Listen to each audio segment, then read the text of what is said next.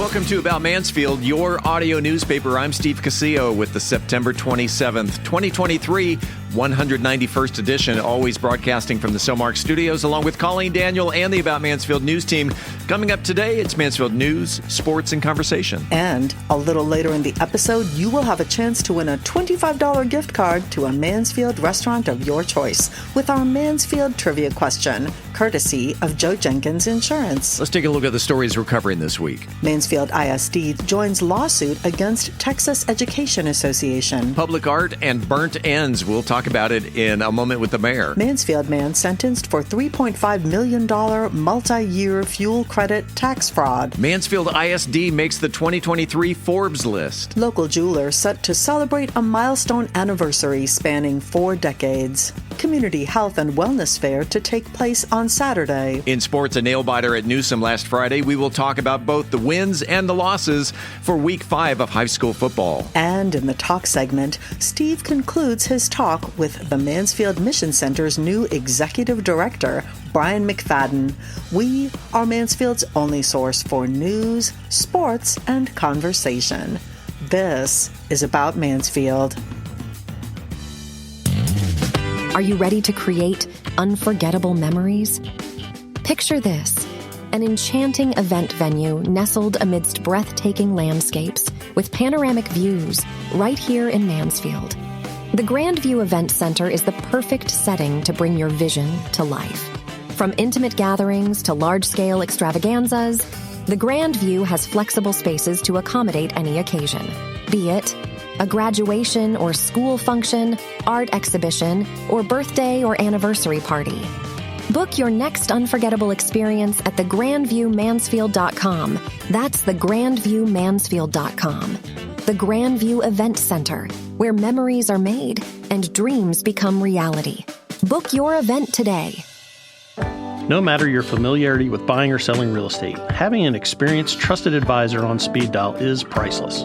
The Roger and Beth team of Century 21 Judge Fight is here to be that resource for you. Whether you're buying right here in Mansfield or your dreams are taking you elsewhere, we are ready to help you with turning that vision into a reality. To learn more, visit our website at homesinmansfield.com. That's homesinmansfield.com. Hi, I'm Katie Hayes, pastor of Galileo Church, and you're listening to About Mansfield. Welcome back to About Mansfield. This portion of the news is brought to you by the Grandview Event Center. The Mansfield ISD Board of Trustees voted 5-0 Monday to join a growing number of other Texas school districts in a lawsuit against the Texas Education Association over the changes made in 2023 to the state's accountability rating system, calling it the, quote, A to F refresh, end quote. The TEA introduced multiple changes to the state accountability system after students had already taken the STAR test. The retroactive changes are anticipated to lower the rating of thousands of schools and districts, making it appear they are declining. In its own explanatory materials regarding the A2F refresh, TEA states it is possible for a campus to improve from 2022 to 2023 and still receive a lower letter grade. As a result, MISD believes, if implemented, the lack of advanced notice of new criteria regarding the STAR test and methods used to evaluate the test results would cause harm to school districts across the state. The lawsuit states the TEA violated the Texas Education Code by not providing school districts prior to the 2022-2023 school year with, quote, the accountability performance measures, methods, and procedures that will be applied, end quote, for that school year. The lawsuit seeks an injunction to prevent the TEA from issuing new ratings using the retroactively applied, yet-to-be-finalized measures. TEA accountability ratings are typically released in mid-August. This year, with the changes to the accountability system, the TEA announced plans to delay the release to September 28th. On September 12th, saying it needs to make adjustments to account for changes in students' academic performance after the pandemic, the TEA announced a further delay with no set date of release. The Mansfield City Council held a regularly scheduled meeting on Monday. The following opinions of those of Michael Evans may not necessarily reflect those of the Mansfield City Council, as we do every other Tuesday morning. Top of the morning, Mayor Michael Evans. Top of the morning to you, sir. Good to be here today. Let's just go ahead and jump right into it. You started 1 o'clock. Yes, we started at 1 p.m. With a work session. We discussed a public art policy. Listen, we are hoping that when people drive into the city of Mansfield that they see beautiful art pieces all over the city. And as a matter of fact, we want to make sure that our citizenry enjoys it as well. So we did talk about that. We don't have a policy yet, but we're in the discussion phase. And we want to continue to hear from the public in regard to that. So stay tuned for the advertisements that's going to come out, inviting folks to come and just share with us what their thoughts are on a public art policy and really just how to fund that and how to make that work for our city. And regarding the work session too, Steve, we also had a quite interesting discussion regarding what would be noted as the Toll Road 360 Form-Based Development District. We have a promising future. So we're hoping to develop all along 360, an entertainment district, stadium, things of that nature. Sure. Yeah, I mean, a real professional sports stadium, just an entire complex that would include hotels and things of this nature so that our folks can enjoy it, but as well as individuals can come into our town, drop their sales tax dollars off, and continue to support Mansfield. Allow us to benefit from that. Allow us to benefit from that and to continue our fight in lowering taxes. That's something that we want to do. And also making sure that people have those remarkable experiences that we tout and talk about in Mansfield. So that was primarily what took place in the work session. The 7 o'clock session, you started with a proclamation, an event that, an annual event that I know and love near and dear to my heart. Yeah, that is correct. And actually, even the presentations took place early in the day. And what it was the city council, we presented a proclamation where we're inviting the entire community to participate in this year's, I bet this is what you're talking about, our National Night Out celebration. That's it. It's going to take place October the 3rd. And we're just asking everybody to come out and, join with your neighbors and our Mansfield police for an event that celebrates really our joint efforts to keep Mansfield safe. That's so important to us. Yeah. I was going to say our subdivision has participated in National Night Out year after year after year. Obviously, COVID was not during that time, but we've had food trucks, we've had live bands, we've had bounce houses, and city and county officials would come out and talk to us, and then the fire department. It's a tremendous event that, it is the listeners out there. Get your subdivision involved. Go ahead. I'm sorry. You know what? It is a great time. As a matter of fact, it's one of the few times that I actually ride in the police car in the front seat, mind you. But we ride around. We go from neighborhood to neighborhood, and we talk about safety, and it's good to get out and mingle with our neighbors. That needs to happen. Let's talk about the North Texas Cleanup Challenge. Yeah. Well, you know what? Mansfield won the North Texas Cleanup Challenge. I'll tell you what we did. Not only did we take home or bring home the gold, but we picked up the most litter per resident amongst all of our regional neighbors. Now, we're talking about some 40 participating cities. I mean, so we were number one, and our organization included 4,603 volunteer hours picking up 822 trash bags and 7,398 pounds of litter. Man, that's a lot of trash, isn't it? That is. It is. We also, in regard to the work that we did, we approved quite a bit in regard to the consent agenda, my friend. How many items were on the consent agenda? Listen, will you believe we had 19 consent agenda items? Wow. 19 consent agenda items. And now, for the public's sake, they need to know that we also now discuss the consent agenda items at the earlier portion of the meeting as well. So we pull them and talk about them. And again, that's recorded so people can go back and they can listen to those items that were pulled.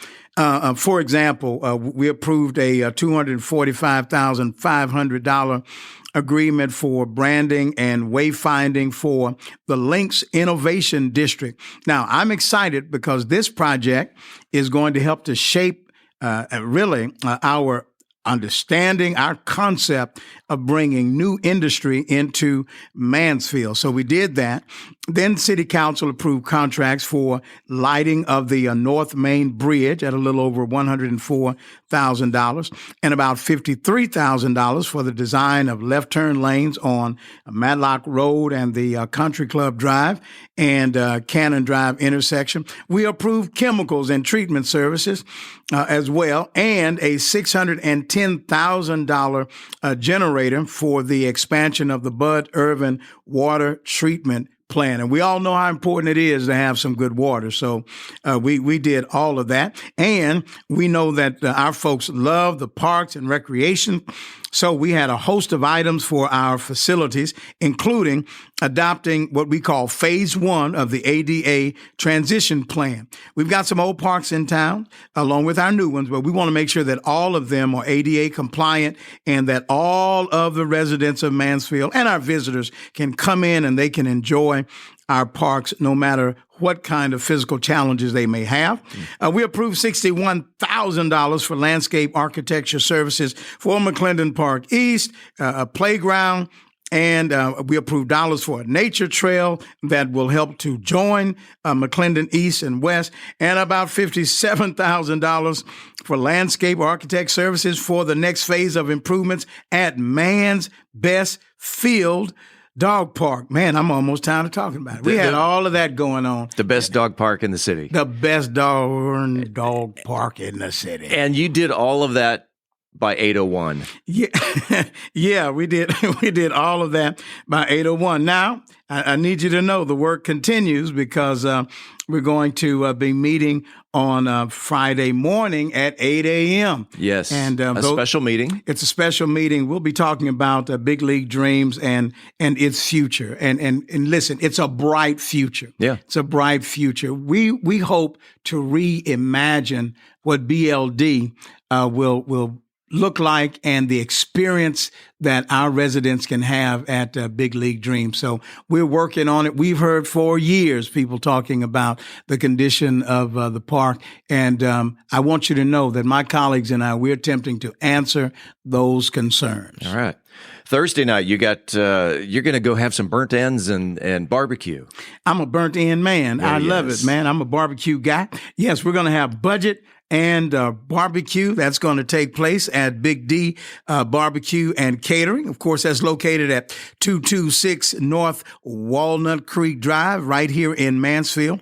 And this will be an opportunity for our residents to come and ask us about the budget, offer ideas and suggestions regarding our budget going forward in the future. So, I think that we understand that input from the public is needed. I mean, who are we representing if we don't represent our constituents? Just the council itself. You better know it, and we're not that kind of a council. And then here's some exciting news. Starting in October, we're going to transition from the 7 o'clock public portion of our meeting beginning, and we're going to move that up to 6 p.m. What we discovered was that we're the only municipality in the area that started at 7 p.m. But what we want to do is to take into consideration those who come to our council meetings. We're taking into consideration the students that come, of course, also our residents. And our hope is that we don't have to keep them there until 10 and 11 o'clock. And especially our students who come, and many of them have projects where they have to sit in on city council meetings, so we can get them to bed on time. And it's all for the public's sake, to be honest with you. So, just like I mentioned that we started today, or you did, at 1 p.m. As Mansfield grows, we anticipate our meetings starting just a little bit earlier anyway, not just the public portion, and all of our meetings are public, by the way, but even when our day starts. So I wouldn't be surprised that in the near future where you hear about us starting at 1 p.m. more often, because that's kind of where we are now in doing the business of the city. And so for the benefit of the listeners out there, the work sessions that start at 3 p.m. or 1 p.m., people can watch the stream. People can watch the stream. People can attend. For example, I mentioned the 8 a.m. meeting that's going to take place on Friday. Yeah. Listen, people can meet us at the front door there and come right in. All of our meetings, we hope are meetings where people know that we want to put the business of the city in front of our folks, the stakeholders, the taxpayers. And to us, that's very important. And we appreciate being able to serve. And we recognize that time is precious and takes time to serve. We call this a moment with the mayor. Michael, go forth and prosper, and we'll see you. We'll see you in a couple weeks. All right. Thank you, Steve. I'll see you later. And in the Vulcan way, you go forth and prosper as well, sir. A Mansfield man has been sentenced for a $3.5 million multi-year fuel credit tax fraud. And Colleen has the details. Joseph Akashile has been sentenced for a $3.5 million tax fraud scheme relating to false tax returns claiming fuel tax credits. Akashile used multiple aliases to steal millions of dollars from American taxpayers by fraudulently using a tax credit designed to aid business owners and then laundering the money through multiple accounts he controlled in a failed effort to disguise his criminal scheme. As part of his long-running financial fraud, Akashile and his associates stole the identities of numerous people. According to U.S. Attorney Ryan K. Buchanan, the charges and other information presented in court included that Joseph Akashile committed a wide-ranging fraud that resulted in the issuance of more than 100 fraudulent treasury checks worth over $3.5 million. For more than 5 years, Akashile and others submitted federal corporate tax returns claiming fraudulent refunds for a web of corporations set up using stolen identities. The fraudulent tax returns claimed false fuel tax credits, resulting in large refunds. The fuel tax credit is intended to assist legitimate businesses in offsetting fuel taxes they pay for off-road vehicles. The defendant received the fraudulent refund checks and altered them to change the payee to a corporation created for the scheme. Akashile then laundered these funds through other accounts, including multiple business accounts he controlled in one of his many aliases. 57-year-old Akashile was sentenced to 4 years, 3 months in prison, to be followed by 2 years of supervised release, and ordered to pay restitution in the amount of $3.6 million. Akashile was convicted on these charges on June 9, 2023, after he pleaded guilty.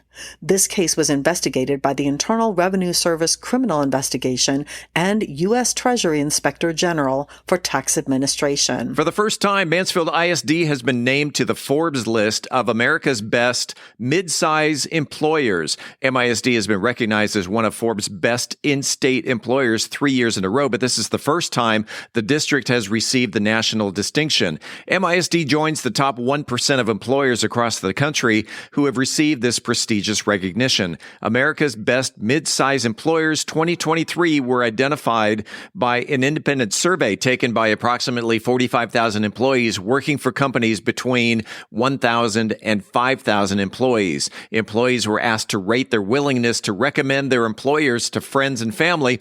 Participants were also prompted to evaluate other employers in their respective industries. Based on respondents' recommendations, Mansfield ISD made the top half of 500 companies across 25 industry sectors. It's always nice when a local business has reached a milestone anniversary, whether it's their first year, their 10th year, perhaps their 25th year.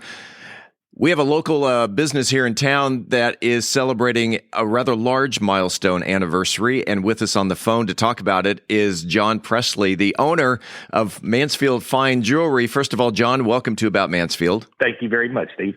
Mansfield Fine Jewelry is celebrating how many years? We will be celebrating 40 years in business this coming weekend. 40 years in business, and if I understand, it's same location for the entire 40 years. Yes, sir. Same location. Tell me a feel-good story. Perhaps maybe a bride came in and something happened to her, or maybe an anniversary ring, or something that happened there at the jewelry store that left you with a melted heart. The best story I can come up with actually happened during COVID.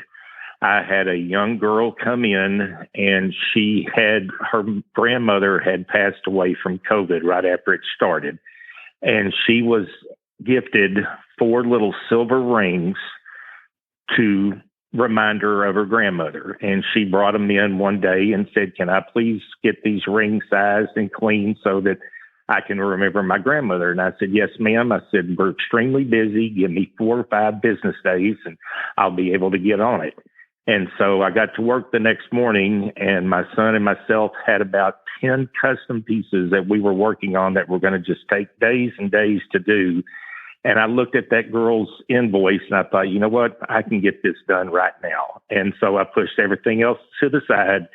I got her 4 little silver rings sized and polished, and I called her and I said, "Sweetheart," I said, "I jumped on your job first thing this morning. Your rings are ready." Within 20 minutes, she was in the store, tears rolling down her face because it reminded her of her deceased grandmother. And that just melts my heart every time I think about it, that we were capable to do something for her in such a time of need that she really appreciated. Yeah. And I would assume over 40 years, you have hundreds, if not thousands of stories. Yes, sir, we do. And that's one thing about jewelry. Every piece of jewelry has a story. You just don't get a ring or a necklace. It's usually an anniversary, a birthday, or a push present for a new mother. Every piece of jewelry is extremely sentimental, and we are truly blessed to be able to help our community with something that is that important to them. You opened 40 years ago, October 1st, 1983. I know it's a family affair there at Mansfield Fine Jewelry. Your mom, Alma, was involved as well. Give some shout-outs to those who you feel are deserving. Well, my mother and I actually opened it together in 1983, and she worked hand in hand. Well, we worked hand in hand together up till COVID hit, and she was turning 80, and we decided it was probably time for her to retire because of the risk of the virus. Mm-hmm. And so she is retired. My son, Thomas, has been working with me full time for 13 years, but he's always been in the business. I actually have a picture of him when he was about 10 years old wearing one of my jewelry aprons working on my bench. So he's always been in the business with us. And we have 2 other ladies that work with us full and part-time. Beverly Wainwright has been with us for about 6 years. And then R.T. Hall is our newest acquisition. And she is one of the pickle queens here in town. Yeah, she is. And so she retired from McFadden Pharmaceutical and was looking for something to keep her busy. And so we hooked up, and she has been a tremendous asset to our business. Tell us about the big event that you've got coming up on September 30th. We have a huge party coming up in our parking lot. We're going to have a huge tent. We're going to have free hot dogs and hamburgers. We're going to have a margarita machine. We're going to have Cokes, tea, Dr. Pepper. We're going to have a bounce house for the little kids to play in all day long. We're going to have music, and we're going to do giveaways. We're going to have multiple free drawings throughout the day. You do not have to be present to win, but you do have to come in and register. Now, I know where you're located, but perhaps there are some people out there that don't. Give out the address. The address is actually 1292 Highway 157 North here in Mansfield, and it's literally across the street from the Whataburger and the Soul Man's Barbecue on Highway 157. 1292 North 157, which, coming out of downtown, stay on Main Street, it turns into 157, and you're right there on the right-hand side.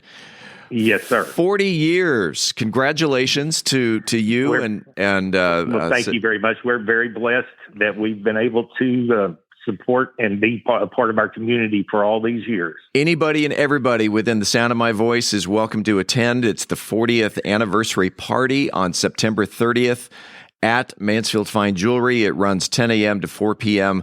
This is your Ruby anniversary. It's our Ruby Jubilee, yes, sir. Oh, the Ruby Jubilee. 40th anniversary is Ruby, so our theme is rocking our Ruby Jubilee, rocking since 1983. It's going to take place at Mansfield Fine Jewelry, right there, 1292 North FM 157. John, congratulations, and here's to another 40 years. Thank you very much, Steve. It's been my pleasure, sir. And while you're out and about on Saturday, Bethlehem Baptist Church is hosting a community health and wellness fair at the church.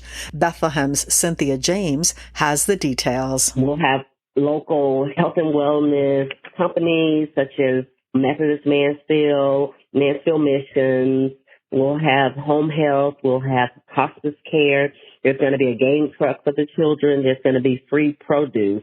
And it's something for everyone in the family. Bethlehem Baptist Church is located at 1188 West Broad Street, and the Health and Wellness event runs this Saturday from 10 a.m. to 2 p.m. In sports, it was a nail-biter at Newsom Stadium on Friday night as the 0-5 Lake Ridge Eagles nearly handed a defeat to the undefeated Mansfield Tigers. Final score, 35-33. Lake Ridge went to the locker room at halftime with a 24-14 lead and even increased that lead by 2 with a safety midway through the third quarter. But then the Tigers came roaring back, scoring 3 unanswered touchdowns to seal the deal. Senior running back James Johnson ended the night with 15 carries, 144 yards, and 3 touchdowns, while by air, junior receiver Jacoby Hayes had 7 receptions, including a 77-yarder, and scored 2 touchdowns. Elsewhere in the district, the 5-0 Timberview Wolves downed Newman Smith 55-14.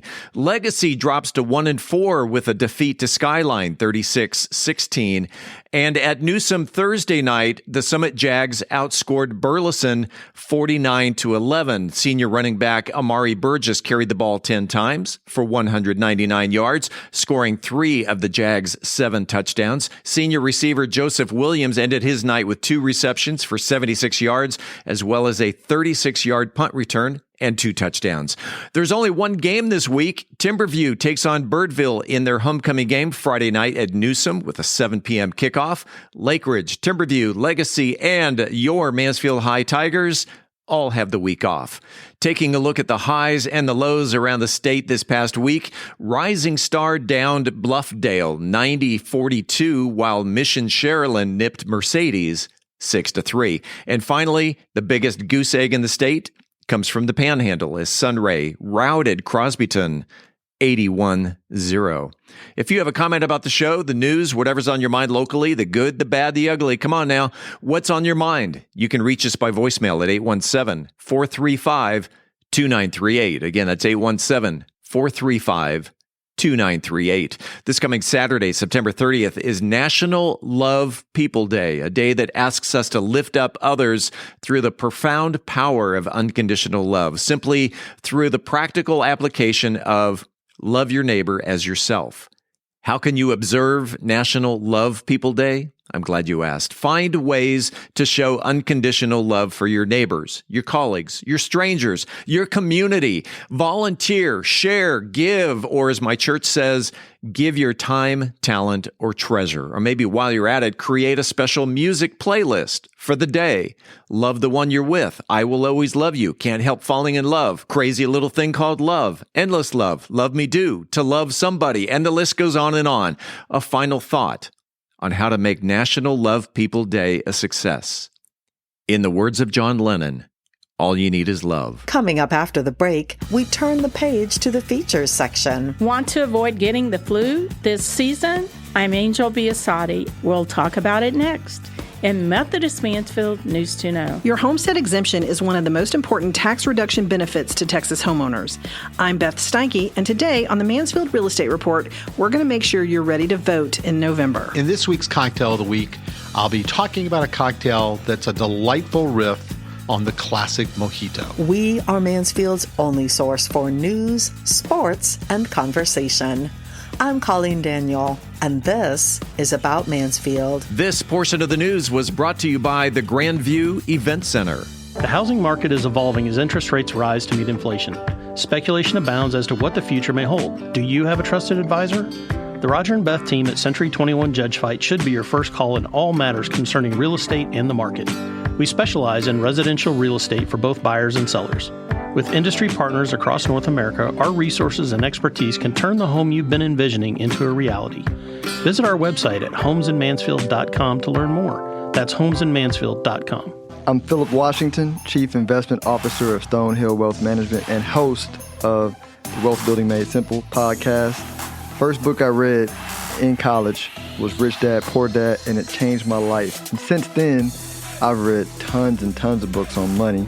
And what I've done is taken those lessons, simplified them, and I talk about those lessons on my podcast, Wealth Building Made Simple. So come hang out with us. We're on every major platform, Apple Podcasts, Spotify, and on YouTube, Wealth Building Made Simple. Congratulations to Jeannie Herman, who was the first person to correctly answer last week's Mansfield trivia question.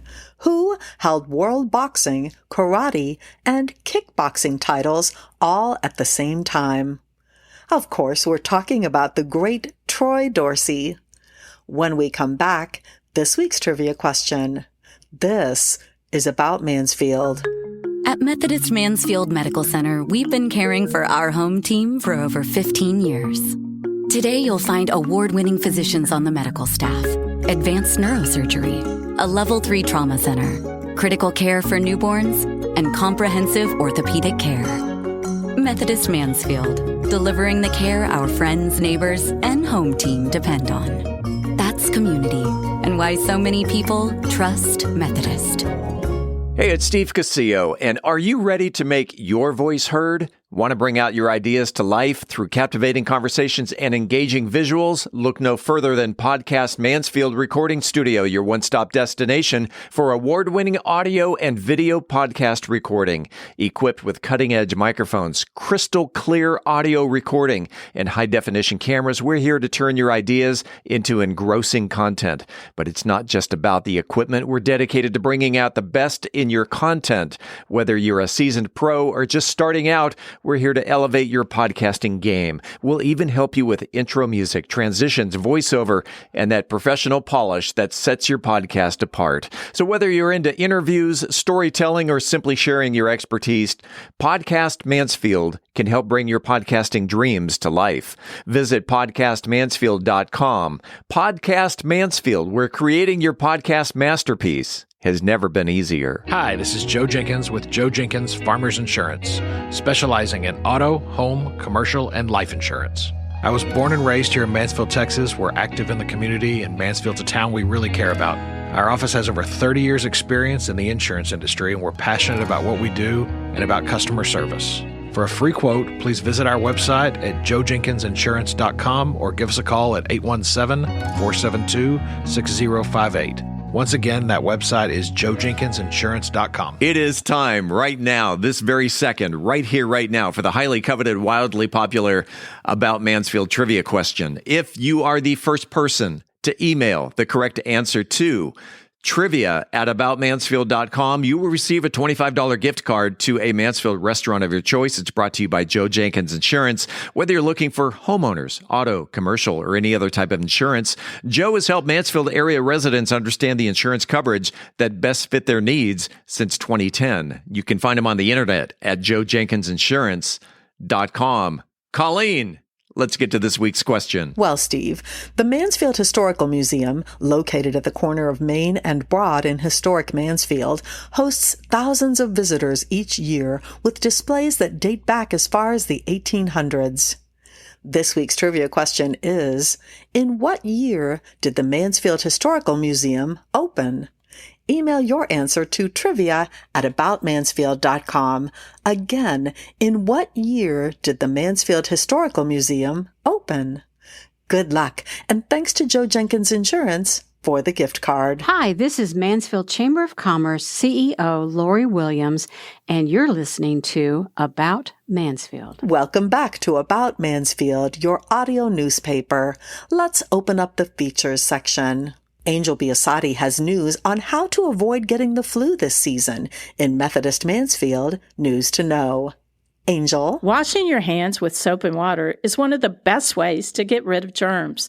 If soap and water are not readily available, you can use an alcohol-based hand sanitizer, but be sure it contains at least 60% alcohol. Germs can spread from person to person by shaking hands, turning doorknobs, and even typing emails on your computer keyboard. But whenever you touch another person or touch an object another person has touched, you're collecting germs on your hands.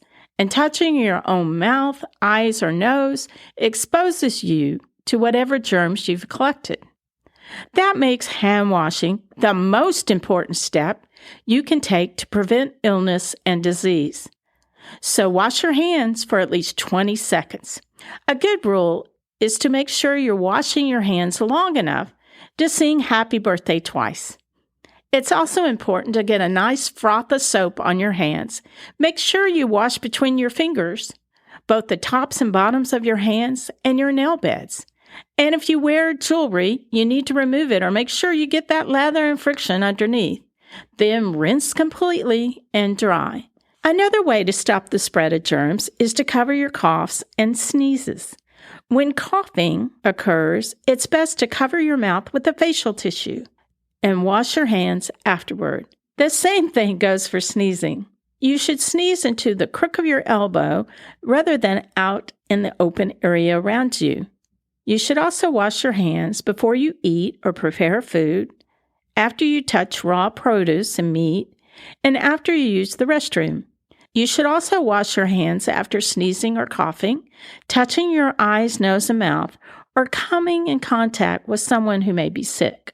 Whether you use soap and water or hand sanitizer, all of these strategies will help minimize the likelihood that you will pick up a cold or flu. That's Methodist Mansfield News to Know. I'm Angel Biasatti, reporting for the About Mansfield podcast. Realtor Beth Steinke shares details on why every Texas homeowner should have a homestead exemption in the Mansfield Real Estate Market update.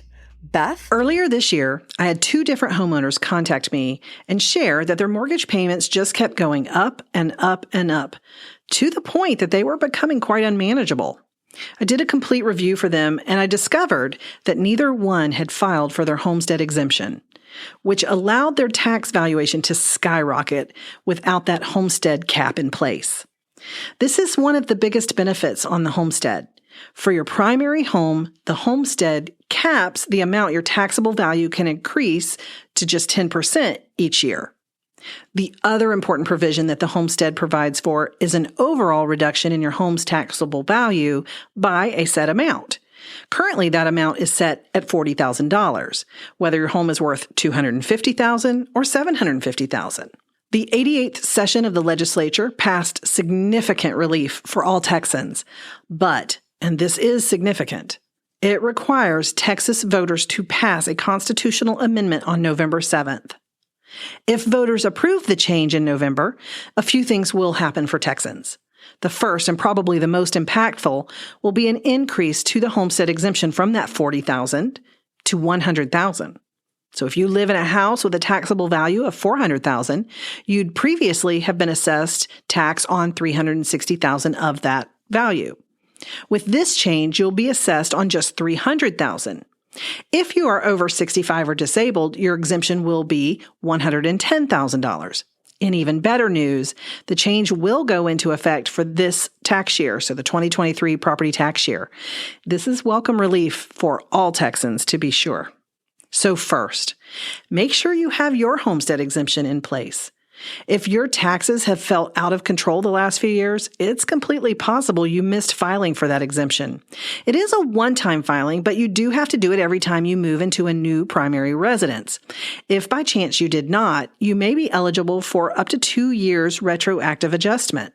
One of those families I mentioned earlier has already received a check for that adjustment, and the other one should be receiving one in the next few weeks or months. The next thing is to make sure that you are registered to vote. The last day to register for November election is October 10th. That's only about 2 weeks away, so there's no time to delay. If you have moved recently, you'll need to update your voter registration.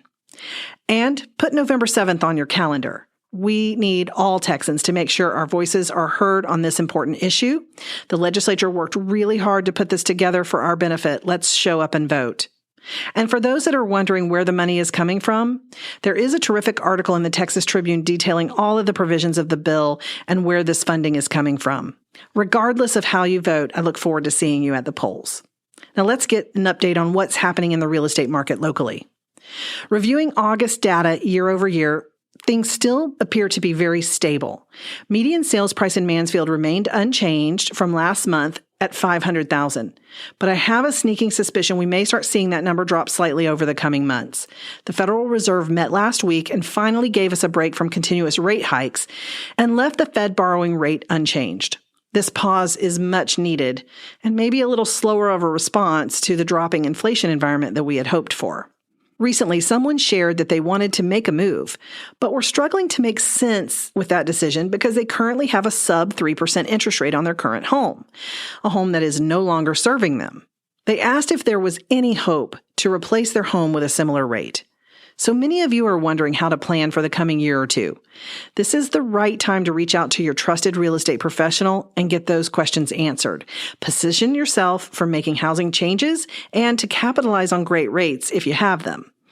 Your realtor follows the market and is armed and ready to help you make smart decisions with your real estate portfolio. And as always, if you don't have a trusted real estate advisor, Roger and I are standing by to help. Do you have a real estate question I can answer or a topic you'd like me to cover? Send me a message via email to info@aboutmansfield.com.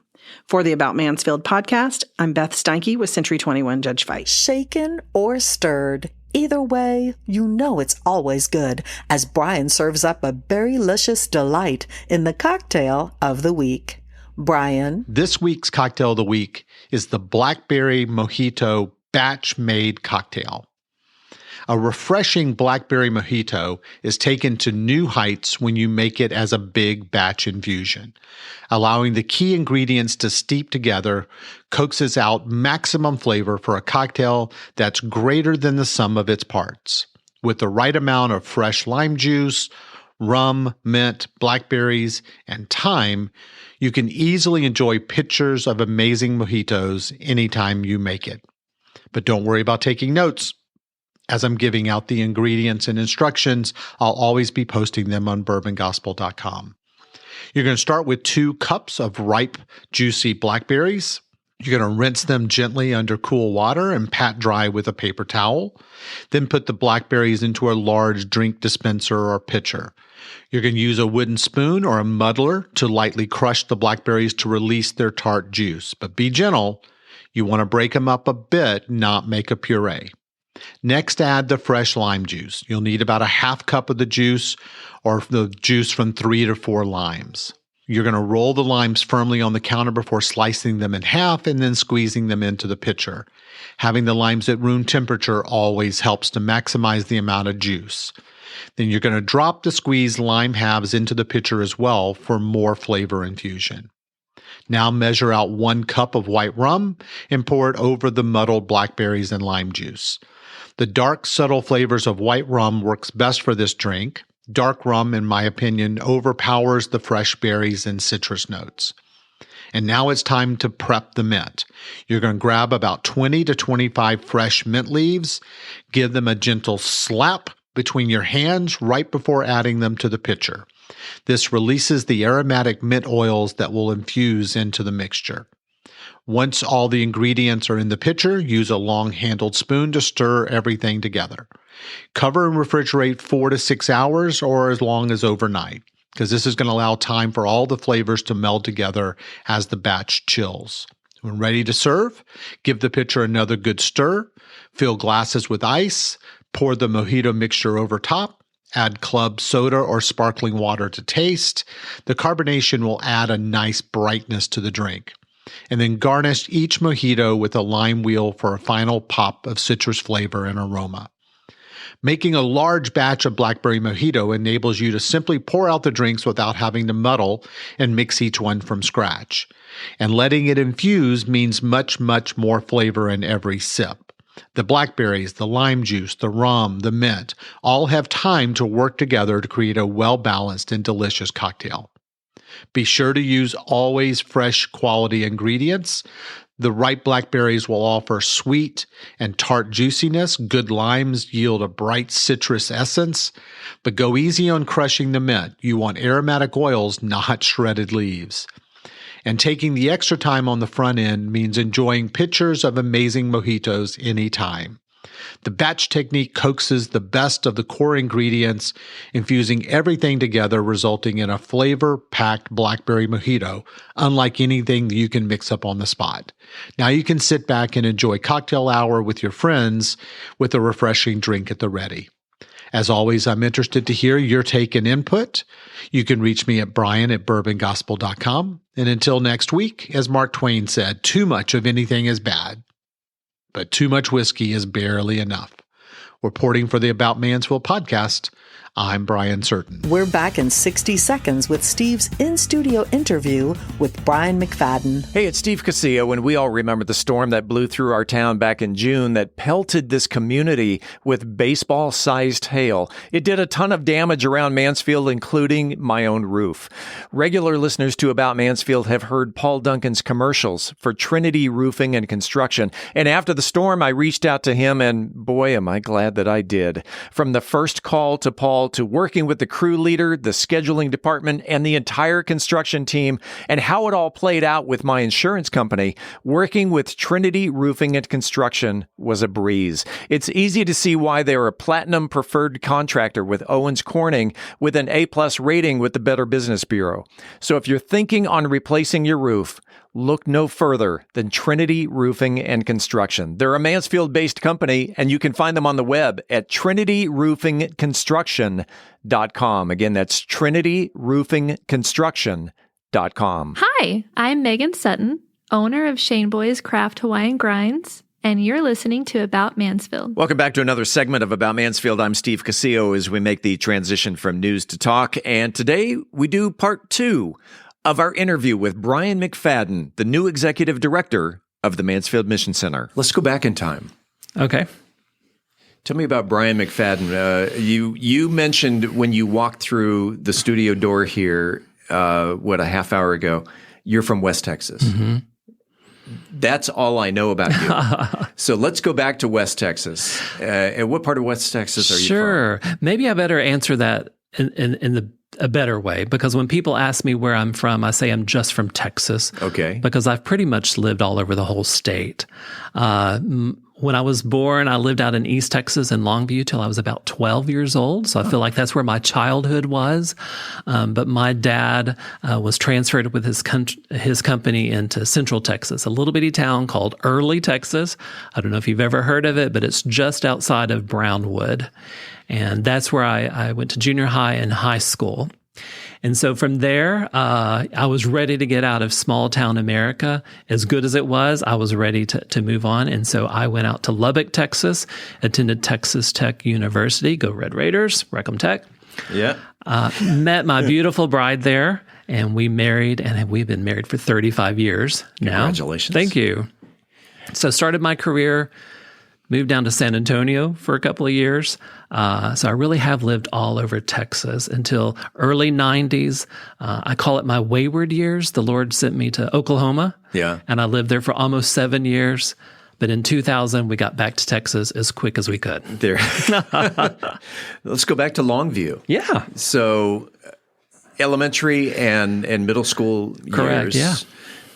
hobbies? What were your interests? Oh my goodness, I had two brothers. Yeah, and so we were big sports people. So Longview, when I think of it, I think of baseball. My dad was a coach. We played Little League. I have an older brother and a younger brother, and back in those days, your teams, you graduated into the next level of the same team, right, if you will. And so we were the Colonels and the Rebels, and we just loved baseball, everything about it. Do you remember your best friend's name from elementary school? I do. What a strange question. David Seal. That's why I'm the host. I ask the strange questions. David Seal. Yes, sir. And do you still keep in touch with him? I do not. You know what? Here's a crazy story. Okay. When I was working at Rush Creek Church, we had helped start a church up in Manhattan, in New York City. And I went up for a partners meeting with our church planter and some of the leadership in that church. And we're sitting in a restaurant with about a dozen people from his church and then a couple of the church leaders from Rush Creek. And this man across the table said, "Did you go to Pine Tree in Longview, Texas?" And I was like shocked. I said, "Yeah, I did." He goes, "I think we were in second grade together." Oh, wow. It blew my mind that he could, remember me from back then. But sure enough, when the holidays come along, I'm at my mom's house, pull out the yearbook, and there he was.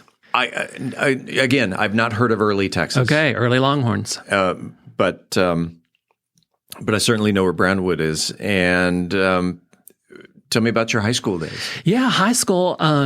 Junior high and high school, I got into band. And so I played the trumpet. But it was a small school, so I played the trumpet and played on the football team. I marched in the band and was the drum major at halftime. Wow. So you didn't have to change uniforms, though, did you? No, I pulled off the shoulder pads, got my instrument, and participated in halftime. Oh, my gosh. And drum major. Oh, so drum major, you were up on the... You're flapping your arms around. The big stands. Yeah. Okay. Because I've seen that in some of the smaller schools where, even to the point where football players are working the concession stands during halftime or before the game. But you got to do what you got to do. That's right. And you were the Longhorns. Mm-hmm. And then football, what position did you play? I play tackle. And so I wasn't a very big guy then, but I was the biggest that our school had to offer. I would assume 6-man? No, we were regular 2A. We went back and forth between 2A and 3A. We really liked it when we were 2A because we were a big, strong school. 3A, we were a small 3A and didn't do very well. Do you attend your reunions? Yeah, I went back to my 30-year reunion, and it was crazy that everyone got old but me. Yeah, and so I was shocked that had happened. Case. But yeah, it was good to connect with people and see where life had taken them. But we don't get back very often. My family moved away, and we didn't have any other relatives that lived there. So just a couple of times have I been back. What does one do on a Friday night when there's no football in early Texas? You do stupid stuff. All right, Brian. Maybe we should move on. Brian, tell me a stupid stuff that Brian. It was the 80s. Yeah, Lake Brownwood was there, so we spent a lot of time at the lake. That was a lot of fun. I worked a lot. I worked at Chick-fil-A. I loved what I did there, and just hung out with friends. And a lot of stupid stuff. No cruising up and down Main Street. We had a drag. Did you? Main Street? Oh, sure. Yeah, those were the days. What were you driving back in high school? You know what? I was pretty blessed. My parents bought me a 1984 Camaro. Oh, nice. Bright red. It was beautiful. And every cop knew you, right? Oh, they did. Yeah. Officer Chuck. I remember him. We had one in early. Officer Chuck ever pull you over? Once or twice. I got my first ticket before I even had a license because my family was fairly strict about getting ready to go to church on a Sunday morning, which the preparation started on Saturday. So you had to polish your shoes and you had to take mom's car to be cleaned and washed and polished. And I was at a car wash cleaning it when it was daylight. But by the time I finished, I pulled out and it was dark and I didn't have my lights on.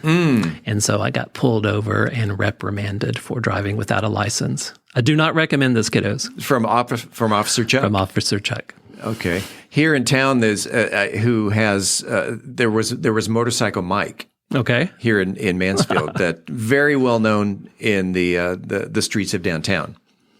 I wonder if it was similar.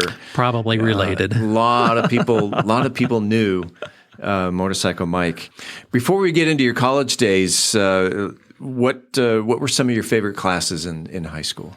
Oh, I loved English literature. I loved everything about it. Yeah, it's kind of the geeky part of me. Even in high school, I started accepting a magazine subscription called British Heritage. And so I loved everything about English history and literature. So it's a unknown fact about me. The old British poets. And which I remember very little of anymore other than the history side of things. But that was what I was into in high school and college. That I was just going to ask. So that carried into college. Was English lit your? It was my minor. Your minor in at so Texas I went Tech? to school thinking that I wanted to be an opera singer, which was bizarre. A little kid from early Texas wanting to do that. You know, a little bird told me that you had a musical past and that may have involved opera, and I literally was going to ask you about that, but.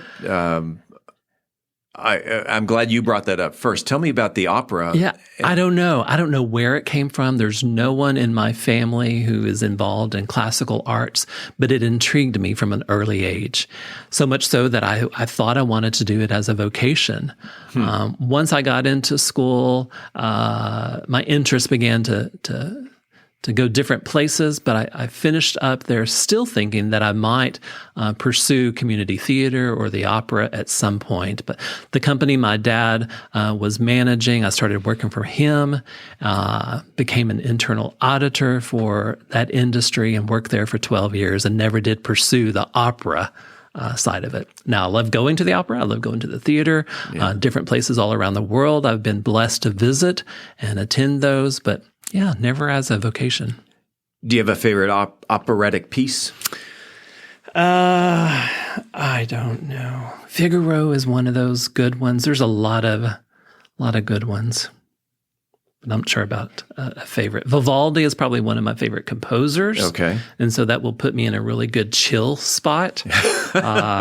So yeah, Four Seasons. Four Seasons, there you go. When... to be honest, when I listen to classical music, it's usually to get me pumped up. And something like Mahler's Fifth, where you're going, okay, I need pictures at an exhibition or something that's it's got energy, maybe a little anger behind it. Carmina Burana, of something that passionate music. The romantic era didn't do much for me, and give me something with lots of low end, lots of even a gong, lots of drama. Yeah.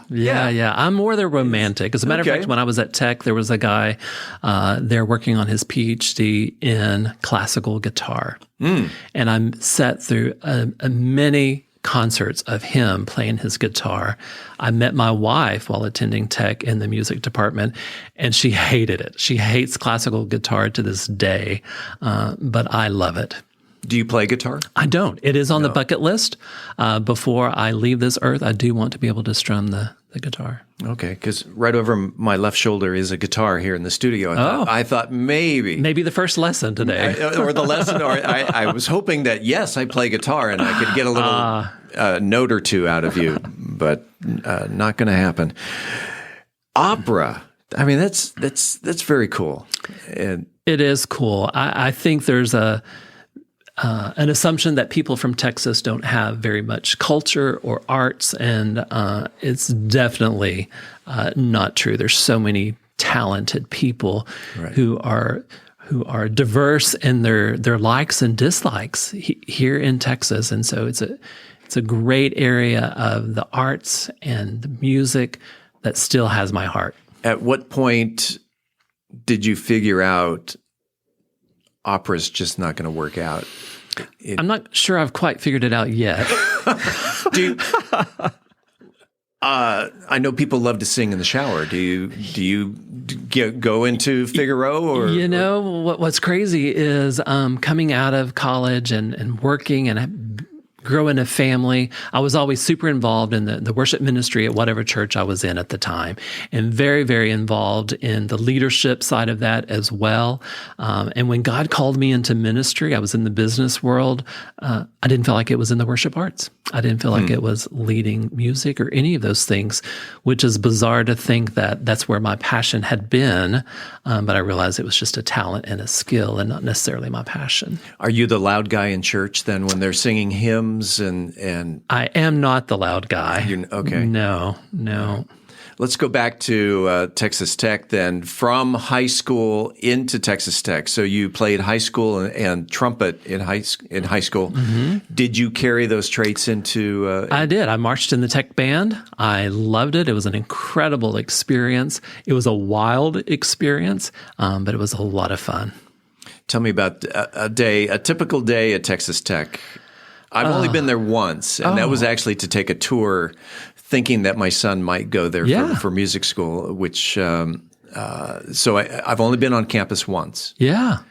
Tell me about a typical day at Texas Tech. You know, the good thing about Texas Tech and the campus there is you have to remember it's out in the desert. So Lubbock is probably not the most attractive town when you look at the rest of the world, but it's in its own way, it's beautiful. And the Tech campus is just this oasis there in the middle of the city. And so my experience at Tech was phenomenal. They have an incredible school of music, a lot of great people go there to study who are very talented, and they have produced tons and tons of educators who are leading our schools and organizations around the world. You mentioned English Lit was your minor. What was your major? Music performance. Music performance with the trumpet. With the voice. And you were okay. So you were still interested. I'm pretty much, Steve, one of those jack of all trades, but not a master of any of them. But yeah, I marched, played the trumpet, but voice was my primary instrument. Do you still play the trumpet? I don't. Do you own a trumpet? I do. Okay, you still own it. So there's still hope. All right. At what point did you say, you know what, I'm done with the trumpet? You know, the churches that I was attending didn't have orchestra at all, and so the need for me to play was far and few between. Every so often, I would play in my 20s, special requests, but it really has been probably 25 years since I've even played at all. What brought you to Oklahoma? The company I was working for, there was a position open in Oklahoma City. And so I was promoted, moved there, lived in a suburb just west of the city, worked in the city, and lived there for almost 7 years. We loved our time there. The people in Oklahoma are phenomenal. Not as good as Mansfield. Right. Obviously. I was going to say, they're all right. We still have great friends there in Yukon, Oklahoma. I've only been to Oklahoma City once. We spent a 3-day weekend in Oklahoma City. What are some of the highlights of Oklahoma City? Yeah, it is very much a different city now than it was when I lived there. Okay. We lived there when the bombing happened. My wife worked not far from downtown, and they thought something hit their building. I was about 7 miles away, and my building shook. And so it really shook our community. But it didn't put them down because they were much stronger after it happened.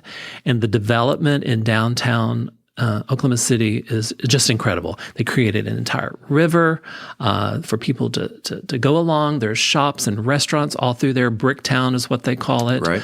Hockey was our thing when we were there in the 90s. We loved to go to hockey games.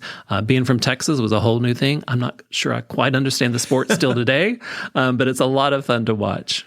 And there's a baseball stadium right there in Bricktown. That's right. Yeah. Yeah, it was AAA when we were there, so you can go for like $3 and watch a game, and it was just incredible family time. And see either the future players, Major League Baseball players, or those that are actually on their way down, winding down their career. I missed a baseball game. It wasn't in season when we went up to Oklahoma City, but the art museums are incredible. And we went up there specifically to go to the symphony. Oh yeah, and they've also got an incredible Cowboy Hall of Fame. Beautiful pieces of art there to go visit the next time you're there. 7 years in Oklahoma City, that brought you to Texas. It did. Back to Texas. Back to Texas. Crazy thing, when I was in college, I had the impression that God wanted me to go into full-time ministry, but the timing never felt right. And so fast forward to 1999, I'm sitting in a deacon's meeting, and I felt the Lord say, now's the time. And I didn't hear it audibly, but I felt it. It was him speaking to me. And so I go home and tell my wife, I think now's the time for me to go into full-time ministry. And so we began to pray about what that would look like, what area of ministry it should be, and just a lot of questions without answers. And so the only thing I knew to do was to move back to Texas to attend seminary to kind of flesh it out on where he would have me serve. And the company I was working for was incredible. They allowed me to transfer to the Dallas office while I was attending school, started attending Rush Creek, and the rest is history. What's the hardest part of being a pastor? There are so many good things. I like to talk about the good things, Steve, but there are some hard ones. I think that oftentimes we're looked to for all of the answers. Sure. And oftentimes there's not a clear answer for some people, and or they're not willing to hear. If life isn't going their direction, why God? Why? Yeah. Either why, God, or why did God put me in this situation? And I would assume that question winds up in the hands of a pastor. It does. And oftentimes people want a very direct answer. And most often it is, let's look at what's going on and what is God trying to teach you about yourself, about your priorities through this difficult situation. And it's once we evaluate those things, then we can find hope and direction and purpose. I saw a meme on Facebook the other day that said, God never gives you more than you can handle. That's not true, is it? Yeah. I think maybe God loves to test humans. Yeah, he allows those things to happen to make us rely on him. So he does give us more than we can handle so that we rely on him. Once we give up control of our life and we turn it over to him, things get better. Our perspective gets better. It may not mean that you get everything that you want in life and everything is going to be daisies, but your perspective changes. And it also gives you an idea of where your boundaries are. That, I'm at a gym and someone asks me to lift 600 pounds. No, it's not going to happen. I mean, that opportunity is being presented to me, but no, or at least someone out there is going, well, I could do 600, but no, not me. Not me. And so that's it's an interesting perspective, though, that God does give you more than you can handle. That's right. To see what you can handle. And sometimes that means relying on someone else to help you. Sure. Teaching you humility. And so in my role as the executive director at Mansfield Mission Center, that reminding people that there's no need for shame in asking for help, that God has us in different roles and different seasons for a purpose, and we should learn through each of those seasons. And that if you are in a situation, check in at the Mission Center. Yeah, that's right. Let them know that, hey, life isn't the bowl of cherries I thought it was going to be. That's exactly right. And that really, there is no shame in going and seeking help. That's exactly right. People in general have a hard time doing that, whether it's going to a family member and saying, can I borrow $100? Or going to professional help, seeking a counselor. People have a hard time asking for help. They do. And I'm glad you brought that up, because one of the things that I've realized when I was looking at coming into this role is what are the needs in our community?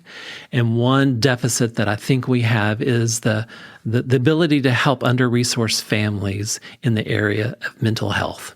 Mm-hmm. And so one of the on the short list of things that I want to accomplish in the short term is developing a network of counselors who would give us a few hours a week to meet with some of our neighbors and clients to serve them in the area of mental health.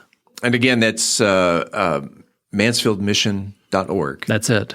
That's us. For those who want to look them up before actually going to see the amazing staff and volunteers at the Mansfield Mission Center. Brian McFadden, by way of Longview, Early, Lubbock, and Oklahoma City. You ought to look up David Seal, though, and see if... I should. Yeah. I should. Maybe he's on Facebook or something. Hey, he could be. Before we say goodbye, have you ever Googled your name? It's been several years ago, and apparently I'm a famous Irish pop singer. Yes, and he's also an actor. Yes, that's right, exactly. And on Twitter, oftentimes I'll get some follows from people in different parts of the world that I'm like, yeah, you got the wrong Brian McFadden. There's also a former NHL player named Brian McFadden, born, I think it was 1958, played for Colorado and Minnesota. Okay. And there's a cartoonist on the East Coast. Oh, wow. Name also sharing. Maybe I am the cartoon. Who knows? So, is there anything that you want to add before we say goodbye? Or at least thank you for being on the podcast. Is there anything that you want to add before we? How about maybe a shout out or something? Yeah, just a shout out to my wife who has supported me through this incredible journey of life. Does she have a name? Her name is Cheryl. Shout out to Cheryl. There we go. And my kids are both grown now, but Caitlin and Carter, our daughter-in-law Olivia. But the most important one is Theo, our grandson, who turns 1 on North Texas Giving Day. Wow. Theo. That's right. Short for Theodore. No, Theo. Just Theo. We're keeping it simple. Okay. One of my best friends from junior high school he went by Ted, but he was a Theodore, and we always called him Theo. Got it. Only his close friends could get away with calling him Theo. And anyway, Brian McFadden, welcome to, I know you've been in the area for 20-some years, but welcome to the Mansfield Mission Center. Hopefully the fire hose will turn itself down to a trickle. And it's been a pleasure having you on About Mansfield. Thank you. Thanks for having me. Coming up next week on About Mansfield, we will celebrate Hispanic Heritage Month with 2 local residents with ties to Mexico and El Salvador. In the meantime, this is the place where you will hear the latest Mansfield news, sports, and conversation. Until then, don't forget to like, follow, subscribe, share, love, and or support this podcast. If you haven't already, so you never miss an episode, it's free and it's easy. Head on over to our website, aboutmansfield.com. Enter your email address right there on the homepage. We will never send you any spam. We promise. About Mansfield is recorded at Podcast Mansfield Recording Studio. Hosts Steve Casillo and Colleen Daniel. Moment with the Mayor feature Michael Evans. Methodist Mansfield News to Know, Angel Biasatti. Mansfield Real Estate Market Update, Beth Steinke. Cultural Arts Calendar, Tim Roberts. Cocktail of the Week, Brian Certain. Post-production editing, mixing, and mastering, Steve Casillo. This podcast is copyrighted by Podcast Mansfield Recording Studio for the private use of our audience. Any other use of this podcast without written consent is prohibited. We thank you all for listening on behalf of the entire news team. I'm Steve Casillo, and this is About Mansfield.